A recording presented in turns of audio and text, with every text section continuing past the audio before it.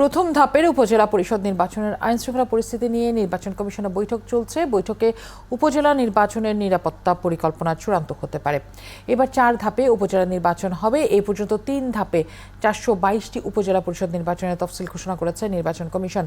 আজ চতুর্থ ধাপের উপজেলার তফসিল ঘোষণা করার কথা রয়েছে।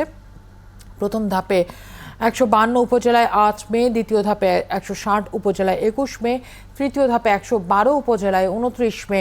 ষষ্ঠ উপজেলা পরিষদ নির্বাচনে ভোট কেন্দ্রের নিরাপত্তা বলয় বাড়ানো হবে বলে জানিয়েছেন নির্বাচন কমিশনার কর্মকর্তারা। দর্শক, এই বিষয়ে আরো তথ্য জানাতে সহকর্মী তানিয়া রহমান যুক্ত হচ্ছেন আমাদের সাথে নির্বাচন কমিশন থেকে। তানিয়া, বৈঠক কি খবর রয়েছে আপনার কাছে এবং বৈঠক থেকে কি কি সিদ্ধান্ত আসতে পারে আজ? আর আরেকটি বিষয় জানতে চাই, চতুর্থ ধাপের নির্বাচনের তফসিল ঘোষণা হওয়ার কথা রয়েছে, তার সম্ভাবনা কতটুকু? ধন্যবাদ ফারহানা। আসলে চতুর্থ ধাপের যে তফসিল ঘোষণা করার বিষয়টি আপনি নিজেও বলছিলেন, সেটি আজকে বিকেল 3:30 আরেকটি বৈঠক হবে। কমিশনের নিজস্ব নিয়মিত যে সভা হয় সেখানে হয়তো সিদ্ধান্ত হবে এবং তখন হয়তো আমরা তারিখ জানতে পারবো এবং শেষ ধাপের কটি উপজেলার নির্বাচন হবে সেটি তখন পরিষ্কারভাবে জানানো হবে। আর যেটি এখন চলছে এই বৈঠকটি, সেটি হচ্ছে যে আন্তঃমন্ত্রণালয়ের বৈঠকটি উপজেলা নির্বাচনকে ঘিরে যে ধরনের মাঠ পর্যায়ের কর্মকর্তা থেকে শুরু করে নির্বাচনী পরিবেশ, আইন শৃঙ্খলার বিষয়টি, কারণ যে স্থানীয় সরকার নির্বাচন, এখানে সবচেয়ে বেশি সহিংসতার ঘটনা এর আগের নির্বাচনগুলোতে হয়, আমরা কম বেশি সবাই জানি। এবং যেখানে সরকারের দলের প্রতীক ছাড়াই বা নির্বাচনের বিষয়টি সামনে এসেছে, বিরোধী দল হিসেবে মাঠের বাইরে যে বিএনপি রয়েছে তারা নির্বাচনে অংশ নিচ্ছে না, কিন্তু সরকারি দলেরই বিভিন্ন প্রার্থীরা আসলে স্বতন্ত্র হিসেবে দাঁড়িয়ে যাচ্ছে।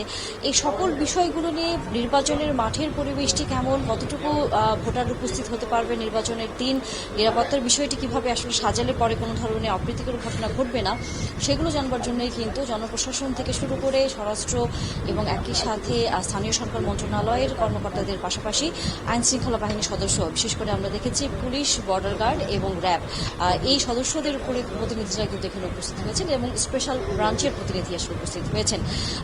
বিশেষত তাদের কাছ থেকে মাঠ পর্যায়ের খবর জানবার জন্য এই বৈঠকটি ডাকা হয়েছে এবং কি ছকে শেষ পর্যন্ত নির্বাচনটি পরিচালিত হবে সেটি হয়তো বৈঠক আরও ঘণ্টাখানিকের বেশি সময় ধরে চলবে, তারপর জানা যাবে।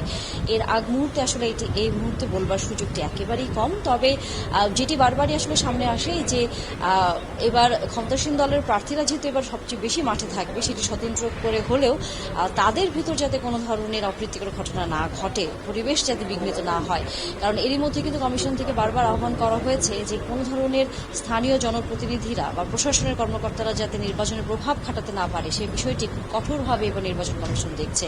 তাই এই বিষয়টিও কিন্তু এবারের এই বৈঠকে প্রাধান্য পাবে, কারণ বরাবরই নির্বাচনের সময় প্রশাসনের এক ধরনের প্রভাব থাকে, এই অভিযোগ থেকে কিন্তু মুক্ত হওয়া যাচ্ছে না।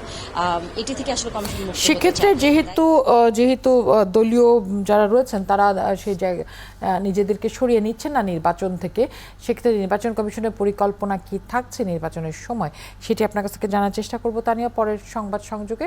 ধন্যবাদ আমাদের সাথে যুক্ত হওয়ার জন্য।